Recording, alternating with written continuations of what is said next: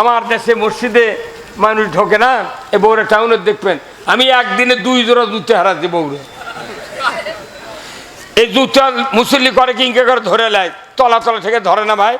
দেখবেন মসজিদের মধ্যে মুসল্লি ঢোকার আগে জুতো চৌকাট পার হয়, এইভাবে নিয়ে ইনকে করলে তো জামা মেখে দেবে, এইভাবে নিয়ে যাচ্ছে। জুতোর কি সম্মান নেই, মুসল্লি বাইরে থেকে জুতো আগে ঢোকে। যে দেশে লক্ষ লক্ষ পুলিশ, লক্ষ লক্ষ মানুষ, নেতা নেত্রী, সেই দেশে মসজিদের জুতো চুরি বন্ধ হয়নি। হচ্ছে এখন এই জুতো নিয়ে যা বাংলাদেশ ব্যাংকের টাকার বাক্স নাই ভাই, ওই বক্স দিকে থতে থুইয়া অনেক মানুষ আছে চোখ মুজে, আমরা নামাজ পড়ি না ভাই, একে চোখ মুজে নামাজ পড়ছে, পরে সেজদাত গেছে চোখ মুজে, চোখ মুজে সেজদাত দিয়ে উঠে চোখ মেলে দেখে জুতো আছে নাকি। ভারতের মতো একটা জায়গা এক লোক ওই কুমড়ার হচ্ছে মাস্টার হলো, কিবেন মাস্টার বারে ওর নামটা কি, সেই মাস্টার কাছে চিকিৎসা হওয়ার করছে, মসজিদের মধ্যে জুতো আমি হাতত করে ঢুকতে লাগিয়েছি। ওই ভারতের এক হিন্দু পুলিশ কাছে, এই বাঙালি জুতো বাইরে রাখো, এটা দেখতেছেন এটা আল্লাহর ঘর, তাও পারে ফেল যা করছে। ওটি 4 দিন পরে আসছিল জুতো, কেউ লাইনি রে ভারত রে। আর এটি চিরা স্যান্ডেল ছিল পকেট করে নিয়ে যায়। আইরে দেশে একটা চোরের হাত কাটলে আল্লাহ রসুলের সময় 13 জনের হাত কাটছিল। কয়জনের? আর পৃথিবীর চোর আছেন না মাত্র 13 জন। আর বাংলাদেশে পেটের মধ্যে দাঁড়িয়ে আছে ইও চোর। তার মানে ওই যে বেটা বিয়ে দিছে, বেটার বউয়ানা পোয়াতে হচ্ছে, ডাক্তার কাছে নিয়ে গেছে, করছে রেস্টে থোয়া লাগবি। বুড়ি সাউর কাম করে মরিচ্ছে, উই ছোলাচ্ছে পেটের দিকে, উই রেস্টে আছে ঘরের মধ্যে, তো কতক্ষণ খালি থাকবি, উই ওটি ডিশের লাইন তুলে দিয়ে বসে আছে। কথা কথা হ্যাঁ, ওই ডিশের লাইন দেখিচ্ছে আর বুড়ি মাওক দিয়ে ওই খাটিয়ে নিচ্ছে। আর দৌড়ে দেখা করছে, নাসিমা কেমন আছো? ওই চিন্তা করছে ভালো একটা সুযোগ পাচ্ছি, খালি টিভি দেখবো আর বসে থাকবো। ডাক্তার যে কত রেস্টে থাকা লাগবে। এই যে চুরি করে করে ওই যে দেখলো, তার ওর পেটত যে শোল আছে, ওই কি হচ্ছে হয় না।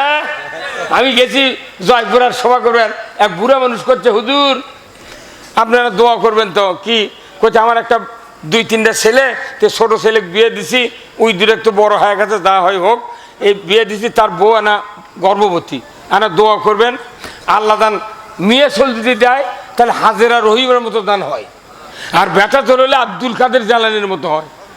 তা আমি কোন এই দোয়া আমার থেকে করে নিলে হবে না, আপনি বাপ হিসেবে দাদা হিসেবে আপনার করা লাগবে। করছে হুজুর হজ করবার যা গিলেপ ধরে দোয়া করছি, আল্লাহ আমার বড় বেটার 2টা বেটা কেন নামাজি বানা, আইসা দেখি অজুই করেনি, আমার দোয়া যে কবুল হবে না এটা অনেকদিন আগে বুঝে পারছি। তা আমাকে করছে যে হুজুর না দোয়া করেন, আমি কোন না দোয়া কর্ম আপনার থেকে ভাইবে নেবো কি। আচ্ছা কোনটা আপনার বাড়িতে কি 21 আছে? 21 বুড়া মানুষ বারে করছে আছে। এই 21 মানে কি 2-10 21 কি আছে আপনার? করছে টিভি 21 করছে, তুমি করছে টিভি। আচ্ছা ইয়া শোনেন তো, ওই কারেন্টের ফিলারের নিচ দিয়ে, তারের নিচ দিয়ে কালো কালো মোটা তার আপনার বাড়ি দিয়েছে, ওয়াল সেট করে ঢুকান আছে। করছে মোটা তার করে ডিশের লাইন, এই পাজি বুড়ো মুঠি জানে মারে। তাহলে আপনার বাড়িতে কি ডিশের সেন আছে? করছে হ্যাঁ আছে। মানে কি তাহলে আপনি মনে করেন আপনার পুত্রবধূর পেটে বাচ্চা আছে, আপনি যখন নামাজ পড়ে যাচ্ছেন মসজিদে, তখন স্টার জলসা, তারপরে কিবেন নাই জি বাংলা, এগুলা মোট দেখিচ্ছে, নাটক সিনেমা দেখিচ্ছে। তাহলে আপনি দোয়া করে কি করবেন? উই যা চোখ দিয়ে ঢুকাচ্ছে ওর পেট পর্যন্ত চলে যাচ্ছে। করছে না চোখ দেখবি পেটত কেমনি যাবি, পেটত যাবি না। মানে কম্পিউটারত কম্পোজ করে ওই মেশিনের মধ্যে কাগজ দিয়ে এটি কুন্ডিমেন্ট ঠাঁচি দেয়, তার দিয়ে দেয় উমদা কাগজ ফটফট করে বাড়ায়। কথা কর না কেন? কম্পিউটার যদি কম্পোজের কাগজের ফটোকপি যদি তার দিয়ে দেয় বাড়াবার বাড়ে, আর তোর বেটার বউ চোখ গাওরার লাগান থেকে আছে। হ্যাঁ কথা কর, ওই গাওরার চোখ দিয়ে পেটের মধ্যে যদি যায়, জিব্রাইল দোয়া করলে তোমার লাঠি বুদ্ধি ভালো হবে না। করছে হুজুর আমি তো এগুলো চিন্তা করিনি। তুই ওগুলো চিন্তা কর, তুই কি বুঝিস? আজকে জাতির এত ধ্বংস, এই ধ্বংস থেকে পরিত্রাণের জন্য রসুলের পথ ছাড়া আর উপায় নাই। আছে বল আমার ভাইয়েরা, আল্লাহ রাব্বুল আলামিন মানুষকে সৃষ্টি করেছেন, এই মানুষকে আল্লাহ বলেছেন ওমা খলাকতুল জিন্না ওয়াল ইনসা ইল্লা লিয়াবুদুন, আমি মানুষ এবং জিনকে সৃষ্টি করেছি আমার গোলামি করার জন্য। ধরে কোন আল্লাহু আকবার। সকল জায়গায় গোলামি করতে হবে কার? কিন্তু আমরা কি গোলামি করতেছি? খালি গোলামি হচ্ছে দুটা জায়গা। কয়টা? বাংলাদেশে কোরআনের কোনো হুকুম নেই, খালি দুটো হচ্ছে। একটা হলো কি, রমজান মাসে রোজা করে বেল ডুবলে সবাই একসাথে ইফতার করা, এর আর বাধা নেই। 2 নাম্বার হলো 7 বছর বয়স হলে খাতনা করা। এই দুটা ছাড়া বাংলাদেশে কিছু নেই। খালি সোনাত না করলে বিয়ে হবে না দেখে ওই খালি কাটিয়া কোনো রকমকে মুসলমান সাজিচ্ছে। কথা কন, অনুরোধ করছি, এই খাতনা করলে মুসলমান হওয়া যায় না, ইসলাম না মানলে মুসলমান হওয়া যায় না। আমরা ইসলাম কি মানতে রাজি আছি? কারা কারা দুহাত তুলে আল্লাহকে দেখান। নারায়ে তাকবীর, নারায়ে তাকবীর। Islam is the complete code of life.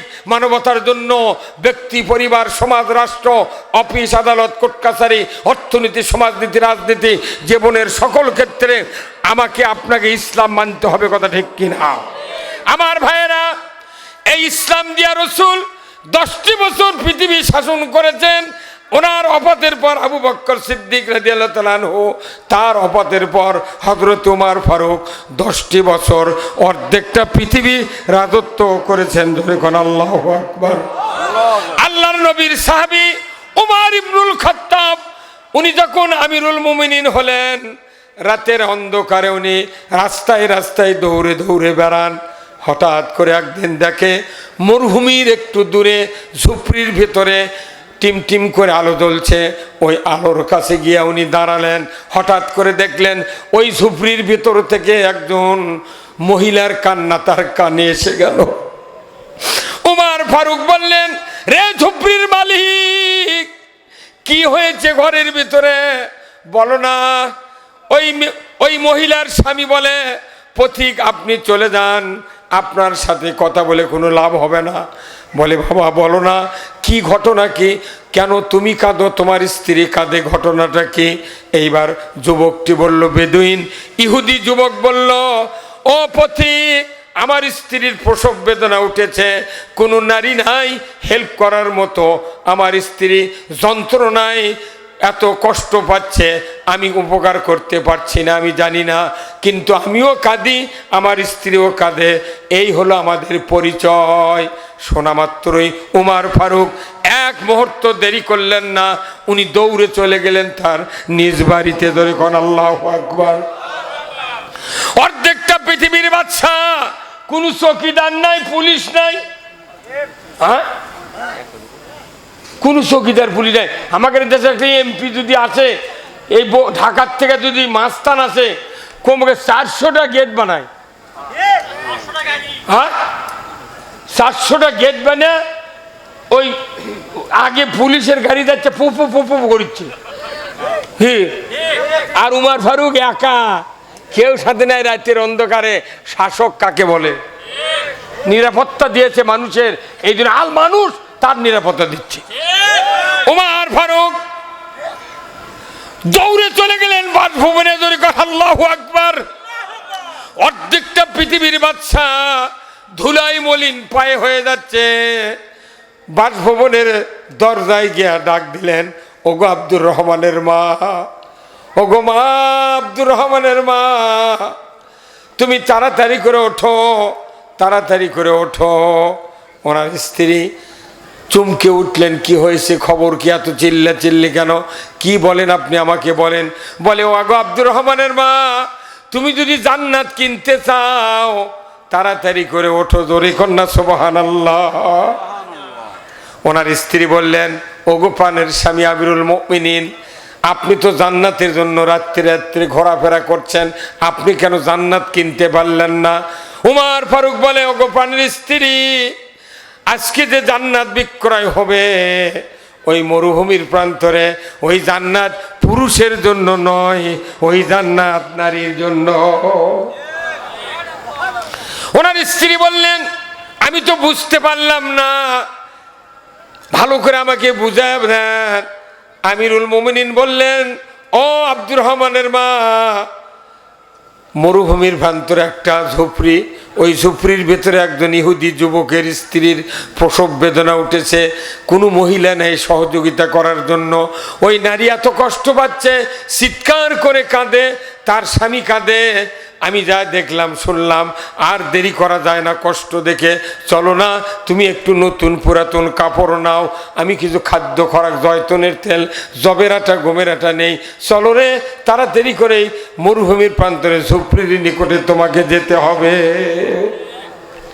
অর্ধেকটা পৃথিবীর বাচ্চা তার স্ত্রী আত্রী খরচ যাচ্ছে, ধরে কোন ঠিক কিনা। আর এখনকার মেম্বরে বগলিয়ে গেলে মেম্বরের মুখত বর বউ ঝাঁটার বাড়ি মারবি। ইস, আল্লাহ কি যোগ্যতা দিয়েছিলেন উমর ফারুককে। স্ত্রী সামনে যায়, আমিরুল মুমিনিন উমর ফারুক পেছনে পেছনে যান। মাঝ রাস্তায় গিয়া স্ত্রীকে বলেন, প্রাণের স্ত্রী, তোমাকে একটা ওয়াদা দিতে হবে আমার কাছে। বলে, কি ওয়াদা? তুমি যে খলিফার স্ত্রী, খবরদার খবরদার ওই বেদুইনকে তুমি পরিচয় দেবে না, পরিচয় দেবে না। এই কথা বলার পর সাথে সাথে স্ত্রী বললেন, ঠিক আছে আমি বলবো না। বাড়ির নিকট গিয়া উমর ফারুক বললেন, রে বেদুইন ইহুদি যুবক, তুমি বাড়ি থেকে বেরিয়ে আসো, আমি একজন নারী এনেছি তোমার স্ত্রীর প্রসব বেদনায় সহযোগিতা করার জন্য। ধরে কন্যা আল্লাহু আকবার। বেদুইন বাইরে চলে আসলো, উমর ফারুকের স্ত্রী ভেতরে ঢুকলেন। শিক্ষিতা হাতের স্পর্শে ওই ইহুদির স্ত্রীর পেট থেকে একটা সুন্দর ফুটফুটে চাঁদের মতো পুত্র সন্তান জন্ম নিল। গভীর রাত, উমর ফারুকের স্ত্রী ওই সন্তানের চেহারা দেখা মাত্রই এতই খুশি হয়ে গেলেন, খুশির ঠেলায়, আবেগের ঠেলায় চিৎকার করে বললেন, রে বেদুইন, তুমি খলিফাকে সংবাদ দাও, তোমার স্ত্রীর গর্ভ থেকে পুত্র সন্তান জন্ম নিয়েছে। যখনই বলছে খলিফাকে সংবাদ দাও, তখনই ইহুদির কলজা কাঁপে গেছে। কিরা আরবের এই মদিনের খলিফা কে? উমর। তাহলে এটা কি খলিফা? হায় সর্বনাশ। সাথে সাথে ওই যুবক ডাকতেছে, দূর থেকে দেখা যাচ্ছে না উমর কোথায় দাঁড়িয়ে আছেন। যুবক বলছে, ও আমিরুল মুমিনিন খলিফা, মুসলমানের খলিফা, আপনি কোথায়? দূর থেকে খেজুরের গাছের নিচে শুকনা মানুষ, অন্ধকার, টর্চ লাইট নাই, কারেন্ট নাই, শুধু চাঁদ আর ওই তারকার আলোর ভেতরে দাঁড়িয়ে আছে। ওই ইহুদির বাচ্চা যাতে তাকে চিনতে না পারে। উমর ফারুক বললেন, আমি তো এই খেজুরের গাছের নিচে আছি। যুবকটি হন হন করে ওই আমিরুল মুমিনিনের মুখের কাছে যা মুখ লাগায় দেয়া দেখতেছেন। দেখতে দেখতে উনি বুঝতে পেরেছেন বাস্তবে কি উমর ফারুক। উমর ফারুককে চিনতে পেরে ওই ইহুদি যুবক উমর ফারুকের পায়ের উপরে পড়ে গেলেন। পড়ে গিয়ে লুটিয়ে পড়ে কাঁদে, ও আমিরুল মুমিনিন, আপনাকে গভীর রাত্রিতে খবরটা দেয়া আমি ভুল করেছি। এত কষ্ট করেছেন আপনার স্ত্রী নিয়ে এসে, কারণ আমি ভুল করেছি, দয়া করে আমাকে মাফ করে দেন, আমি এত ভুল করেছি, মাফ করে দেন। এইভাবে রোনাদারি করে কাঁদতেছে। এমন সময় উমর ফারুক দুই হাত দেয়া ওই ইহুদির ছেলেকে বুকের সাথে জড়িয়ে ধরে বললেন, রে রে রে বেদুইন, কোনো জাতি বলে হিংসা নাই, কোনো জাতি বলে কোনো ক্রোধ নাই, আমরা সবাই আল্লাহর বান্দা। বলো না এটা আমার নবীর শিক্ষা, এটা ইসলামের শিক্ষা, এটা ইসলামের রসুলের চরিত্রের শিক্ষা। আমি রসুলের থেকে শিখেছি কোনো জাতি বলে হিংসা নাই, নিন্দা নাই। তবে আমি তোমাকে কষ্ট শুরুর আগে আমি তোমাকে সাহায্য করতে পারি নাই, তুমি আমাকে দয়া করে মাফ করে দাও। তোমার এই কষ্ট শুরুর আগেই তোমাকে হেল্প করা উচিত ছিল। কিন্তু আমি পারিনি, মাফ করে দাও। এই কথা যখন বলেছে ওই যুবক বলতেছে আমি আর যাব না আমিরুল মুমিনিন পিতামাতার কাছে বোঝাপড়া করার জন্য, যাব না ভাই ভাগ্যের কাছে বোঝাপড়া করার জন্য, যাব না সন্তানের চেহারা দেখব না, স্ত্রীকে দেখব না, বাঁচলো না মরলো দেখার টাইম নাই। বুঝতে পেরেছি ইসলাম কারে বলে, নবী কারে বলে, কোরআন কারে বলে আমি দেখেছি। ওমর আর দেরি করেন না, আমাকে হাতে হাত দেয়া কালেমা পড়ে মুসলমান করে না। এটা আদর্শ। কালেমা পড়ে মুসলমান হয়ে গেল ইহুদি। আর আমাদের দেশত ওই বাড়ির কাছে একটা অসুখ মানুষ মরিচ্ছে, একটা স্যালাইন কিনে দিলে তাও বাঁচে, ওই কিনে দেবে চাচ্ছে না। কত গরিব মানুষ দিয়ে কি হবি, কত জাকাত খেলবি, জাকাত ফেতরা ওসর বাংলাদেশে কিছু নাই, খালি সুদ আর সুদ, সুদ আর সুদ। কোথায় মুসলমান? এই মুসলমানের সমাজে জানা, এই মুসলমানের সমাজে চুরি, দুর্নীতি, অন্যায় চলিচ্ছে। আমাকে নামাজও চলিচ্ছে। নামাজ কয়জনের বেটা পড়ে এখন? তো এই বাংলাদেশে নামাজি বেশি না বেনামাজি বেশি? হ্যাঁ, তে এত বক্তৃতা কি হলো? কোন আল্লাহ কোরআনে বলছেন আল্লাযীনা ইম্মাক্কান্নাহুম ফিল আরদ আকামুস সালাতা ওয়া আতাউয যাকাতা ওয়া আমারু বিল মারুফ ওয়া নাহু আনিল মুনকার ওয়া লিল্লাহি আকিবাতুল উমুর। জোরে কন্না মারহাবা। আল্লাহ বলেছেন একজন মুসলমান যদি রাষ্ট্রপতি হয়, সরকার হয়, তার 4টা আইন জারি করতে হবে। 1 নম্বর নামাজ কায়েম, 2 নম্বর জাকাত আদায়, 3 নম্বর ন্যায়ের আদেশ, 4 নম্বর অন্যায়ের নিষেধ। সরকার ছাড়া বাংলাদেশে নামাজ করার কোনো শক্তি কারো নাই। আমাকে বক্তৃতা নামাজ হচ্ছে, হ্যাঁ, ইমামরা বক্তৃতা দিচ্ছে, বক্তারা দিচ্ছে, দেখা যায় বক্তার বেটায় বেনামাজি, ইমামের বেটা ডবল বেনামাজি, মুয়াজ্জিনের বেটা রিডবল বেনামাজি, হাজির বেটা ওযুই জানে না। কি লাভ হলো? হ্যাঁ, আল্লাহ বলছেন সরকার আইন করতে হবে, 1 ওয়াক্ত নামাজ যদি কেউ কাজা করো, আজ থেকে 1 ওয়াক্তের জন্য 120 টাকা ফেতরা পরিমাণ জরিমানা 1 ওয়াক্তের জন্য, আর 1 ওয়াক্তের জন্য 2.5 ঘন্টা হাজুত। ইমাম সাহেব, মুয়াজ্জিন সাহেব, আপনাকে দায়িত্ব দেওয়া হলো যদি কেউ নামাজ কাজা করে আগামীকাল 8টার মধ্যে সদর থানার ওসির কাছে তাকে নাম দিয়ে আসো। রাতে 2:30টার থেকে বাপ মাও ডাকতে লাগবি, বাবা সরকার আইন করতে রে, তুই যদি জরিমানা দিবার পারিস আর জেল খাটতে পারিস 6 ওয়াক্তের জন্য 15 ঘন্টা, তাহলে তুই না শুয়ে থাক। আর যদি তা না পারিস ওযু করে মুয়াজ্জিনক ডাকিলে জুম্মাত যা। রাতে 3:30টার সময় মুয়াজ্জিনের বাড়ি তামাম বেনামাজি ঘেরাও করে মুয়াজ্জিনক ডাকবে, মুয়াজ্জিন কবি কে ব্যাপার কি? কোথায় না আদান দেবেন না? কোথায় কে? আমি তো মোবাইল দিয়ে অ্যালার্ম দিয়ে থুছি, এখনো তো বাজেনি। কে কে বলবে 2:30টা বাজিছে, তুই এখন কি করবো? কোথায় চলো জুম্মাতে বসে থাকবো। উনি বুঝতে পারছে যে মুয়াজ্জিন ইমামক দায়িত্ব দিচ্ছে, ওর করে ডাকিলে গেলে আমার নাম আর থানার দিবে না, না আজান লাগবে না, জুম্মাত খালি দৌড় মারবি। আর তখনই নামাজ ফরজ হবি, কায়েম হবি যখন খাদ্য, বস্ত্র, চিকিৎসা, শিক্ষা, বাসস্থান, এই 5টা গ্যারান্টি দিবে সরকার। কাউকে বলা লাগবে না তুমি নামাজে যাও,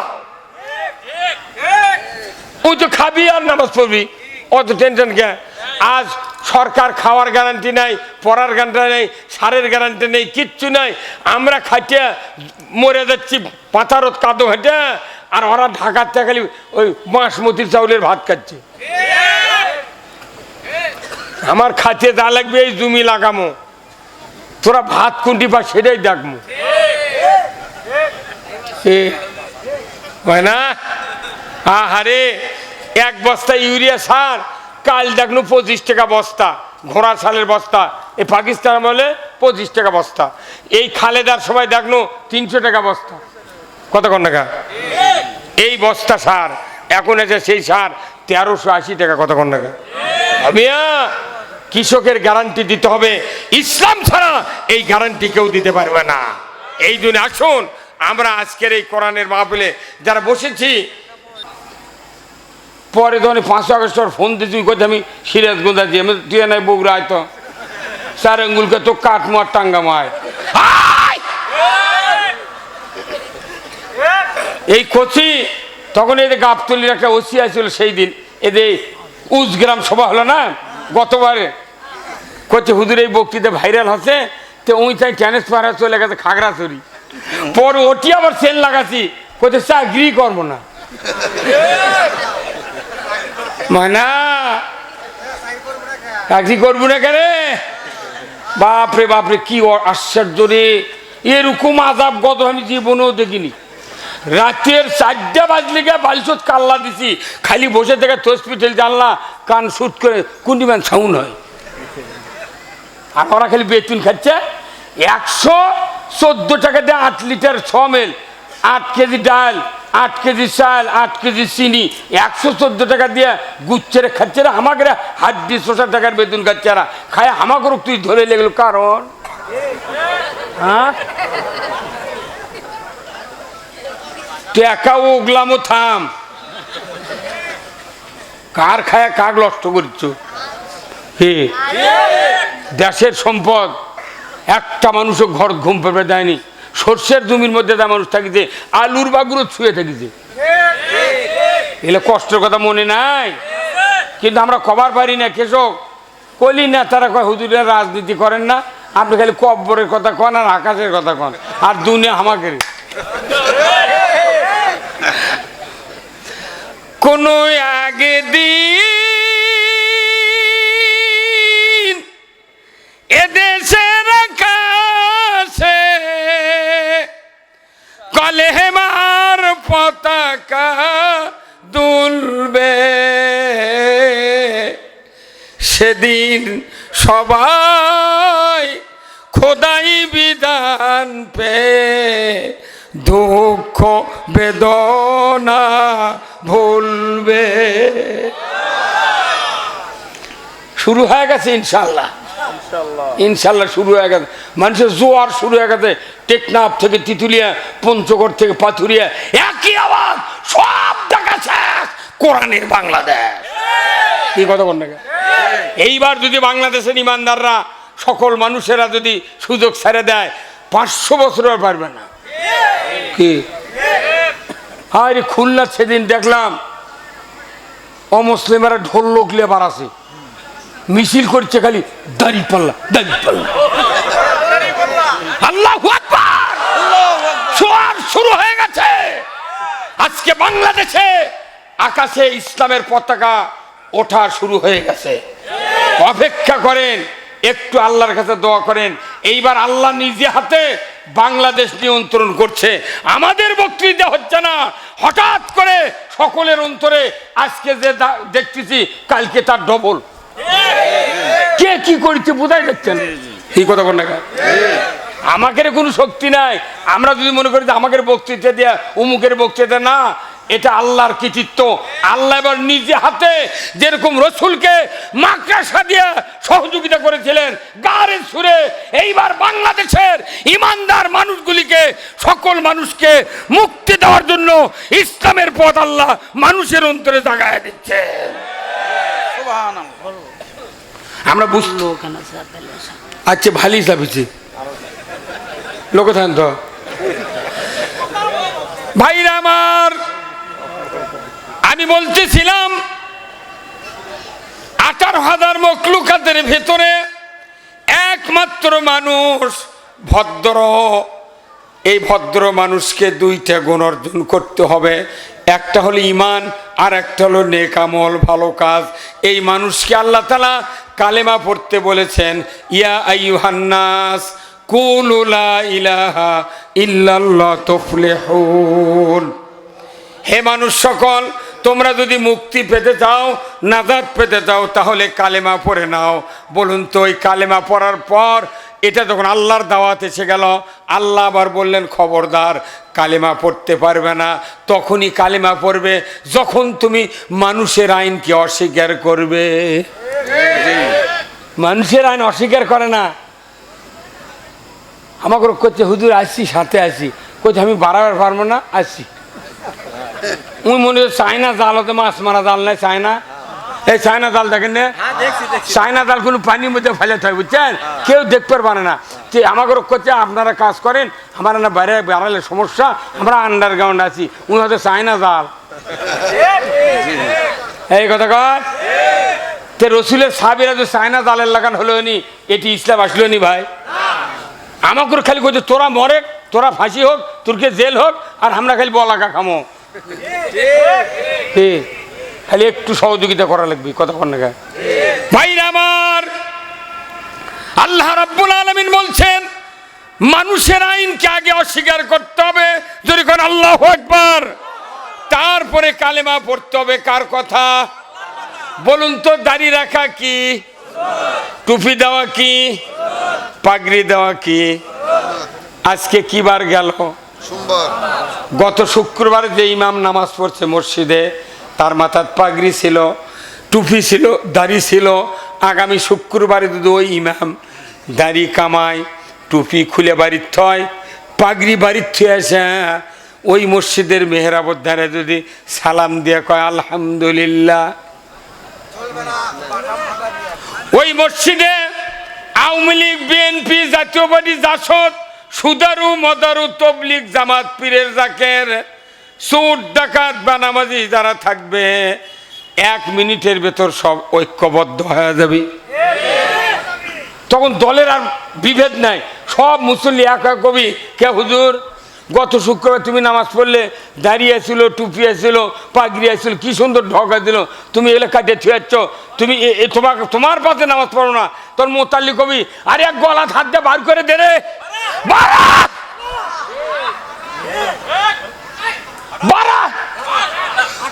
কি কথা কি?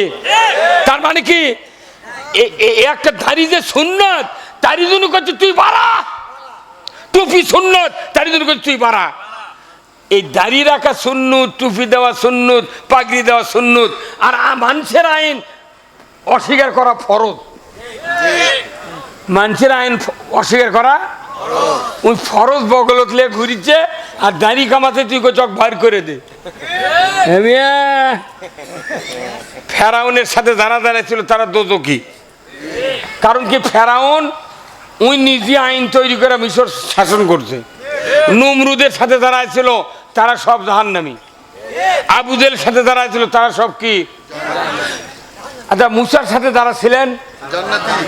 শুধু কি জান্নাতি? দুনিয়াতি। লোহিত সাগরের মধ্যে দিয়ে 12টা রাস্তা করে পার করে দিয়েছে, এই তোরা মধ্যে পারা চলে যা। আমান রসুলের হাদিস যে পৃথিবীর ভিতরে একদিনই খালি লোহিত সাগরের তলাত রোদ লেগেছে, পানি খালি আল্লাহ কাছে কোন সাথে সাথে 12টা রাস্তা গেছে, পানি প্রাচীর খাড়ায় আছে, মাঝখানে নিচে বালু শুকে গেছে, খালি গড় গড় করে চলে গেছে। ওই রাস্তা থেকে ফেরাউন চিন্তা করছে, বাবুরে মুসা গেল, আরে গরিব মানুষের বেটা, কথা কোনা গেল, মুসা গেল একটা গরিব মানুষের বেটা, ইমরানের বেটা, যদি যাওয়ার পারে, আর আমি তো সরকার, যত সৈন্য সামন্ত, টাকা পয়সা, বাস গাড়ি যা আছে, আমার টাকা দিলে ব্যাপারই লয়। আল্লাহ করতে তুই আয়, তুই খালি নাম রে নাম, ওই রাস্তা মুসার জন্য, তোর জন্য তুই খালি নামে। আর ঘোড়া, ফেরাউন যে ঘোড়া চাইছিল, ওই ঘোড়া সহজে নামবে চায়নি। ঘোড়াক লাগাম ধরে পাও ঘুটে দেয় পেটত, ঘোড়া পাঁচ মুখ হাঁটে লায়। তখন আল্লাহ করলো, ওই এর ঘোড়া তো নামিচ্ছে না, তোর ফেরেস্তা করলে একটা মাদি ঘোড়া লিয়ে যেত, মাদি ঘোড়া লিয়ে ওই রাস্তার মধ্যে নামে দিচ্ছে, ওই এক লাফিতে মাদি ঘোড়া পড়ছে ফেরাউন হোক লিয়ে। আল্লাহ তখন কথা, কোন দাবিয়াদা? তখনই সমুদ্রের রাস্তা ভেঙে গেছে। তখন আল্লাহ জিবরাইল কথায় থাকিস কে দা অকঠাসে ধর। ওই যে জিলেপি ভাজে না ভাই, জিলেপি ওদের তাওয়া দিনকে করে ভাজে না, ভাজলে আবার ওই শীত দিয়ে ইনকে পল্টে দিল, দিয়ে যখন কড়া হয়ে গেল, ওটি আরেকজন কয়রার কাছে টুল নিয়ে বসে আছে, ইনকে চাবি জাল নিয়ে, কতক্ষণ চাবি জানলে বসে আছে, উই খালি তাকাচ্ছে কখন ওই জিলেপি এটি দিবি, তুই ঠাসে ধরা লাগবি, তাছাড়া পটকা পটকে হবি। উনি খালি প্রস্তুতি হয়ে আছে, যাহা কয়রার থেকে 3-4টা মালার লাগানো সিদ্ধ দিতেছে, তখন ঠাসে ধরছে। আল্লাহ জিবরাইল কথা শোন, এই যে পানির মধ্যে পড়ছে, একবার ঠাসে ধর।